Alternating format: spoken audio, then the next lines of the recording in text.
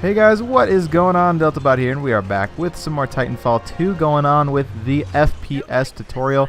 And in this episode, I wanted to discuss how using map movement can really help your gameplay, how map knowledge can really improve your gameplay overall, and how you can learn the maps. Now, there are obviously two different maps. There's the map itself, and then there's the mini-map. The mini-map, while it's one of the most important tools you have in the game, I'm going to cover that in the next episode. This one, I'm going to be focused on the map itself, how you can learn it, and what advantages that gives you. Now, this gameplay itself, this is, to this point, tied for my best game kill-wise, and I was kind of... It's a gameplay I've had sitting on the back burner for a while, and I didn't really want to put it up because I'm not trying to show off. And like I said, this is a really kill-heavy game. This has got my highest kill count, tied for my highest kill count in a game ever. And I had another gameplay lined up for it, but this one just demonstrated what I'm going to be talking about so well that I ended up deciding to go with this one instead of the other one. So the biggest thing for me when it comes to knowing the map, there are a lot of different uses for knowing the map. The biggest thing to me is the ability to anticipate where other people are coming from. Now, that's not something you're going to learn quickly. Believe me, it takes a lot of time, but it's worth the time and effort because when you can anticipate people, you have the jump on them just automatically. If you know where people are going to come from, you already have a leg up. And I kill this guy and I teabag. There's a reason I teabag, and I'm going to make a video on it. It's not only because I'm a douchebag, though. But anyways, back to the topic of the video. Anticipation is really important to me because if you guys have watched my videos, I'm not the fastest player. I'm not the most accurate player. So that leaves me with two options. Either get shot in the face a lot or learn to figure out where people are coming from. And learning the map allows you to do that, because if you know the map and you know where people are going to go, then you're going to obviously know where people are going to come from. And if you know where people are going to come from, you get the jump on them. Now, I'm not going to say I know like everybody's position at all times, but I can at least make an educated guess on where people are going to come from, which also means that I can safely put my back to areas that I know people are not at, or at least I think people aren't at. That's one use. Another use is using movement. If you know the maps and you know what routes to take and you know all that stuff, your movement is gonna help you a lot. I mean, a lot. Knowing your way around a map means you've got more escape routes than other people. It means you can work quicker because you don't have to think about where you're going. You know how many jumps it takes to get to a window. You know how long you need to wall run in order to get across a certain gap, and so on and so forth. It just helps your movement. It helps you move more fluidly. It helps you move quicker, and you don't have to think about it.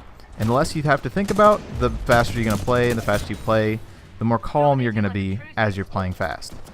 I know that sounds kind of circular, but it is how it works. As you learn the maps, and as you're more comfortable with them, you're going to play faster. You're not going to think as much, and when you don't think as much, that means you're going to be more calm. Now, when it comes to learning the maps, there are many other uses. I could go on and on and on and on and on about other uses for knowing the maps, but those are the biggest two in my opinion. When it comes to learning the maps, there are a lot of different strategies you can use. The biggest one is just playing. I mean, obviously, the more you play, the faster you're going to learn. And I mean, just for getting a scope of the maps, playing in private lobbies, yeah, that works. And looking at top-down stuff, yeah, that works too. But I really recommend just playing. Like, whether that be like me, where I play mostly pilots versus pilots, or you're playing any Titan inclusive gameplay, it doesn't really matter. But just playing the maps competitively helps you figure out where you're gonna go, because if you're just running around, yeah, you can find cool routes and stuff, but it's a lot more telling when you learn to use a route in a hot situation where you're getting shot at, because if you're just running around and you find this really cool route, it might be a route you're not able to do when you're under pressure getting shot at and stuff like that. So I really recommend trying to find routes while you're actually playing a game and not just messing around in a private lobby. Another really good way to learn is to divide the map into sections. In my last episode, I talked about dividing the map into sections and staying in a certain area so you can, learn the area better and get calm and comfortable in that area. That's obviously because you're going to know that section better. As you get to know the section, you're going to be more calm, more comfortable, and it's just going to make everything easier for you. So dividing it into sections, like even now, even though I know the maps relatively well, I'll still divide them into sections and think of them that way. So it kind of gives me zones to work with and work off of. That's just kind of something that I've developed over time.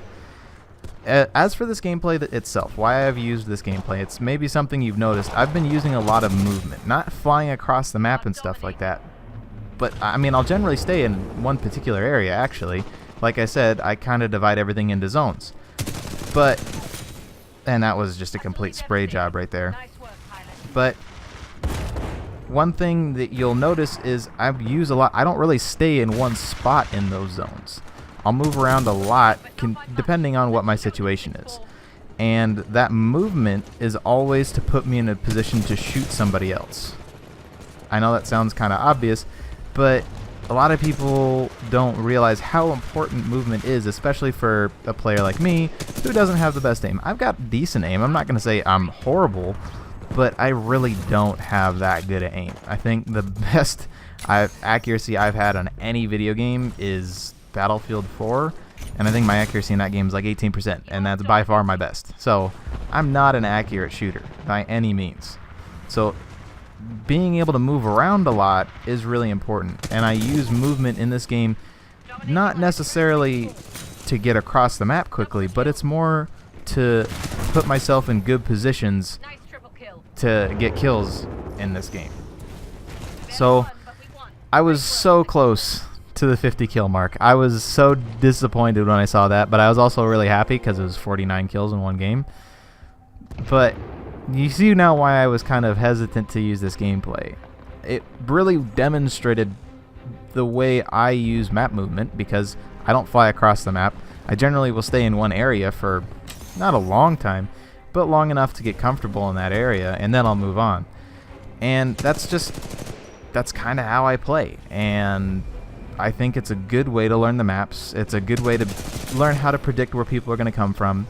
And those two major things combined are really going to help you gain, some comfort and some much needed, what's the word?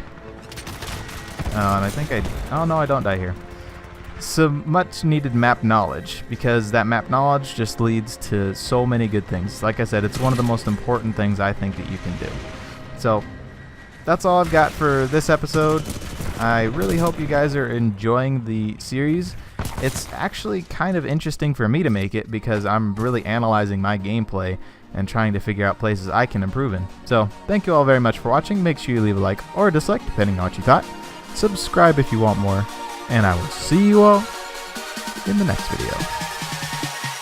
Moral of this story is you want to stay calm, because if you stay calm, play looser. If you play looser, down to 3 health when I was shooting him in the face before he ever moved.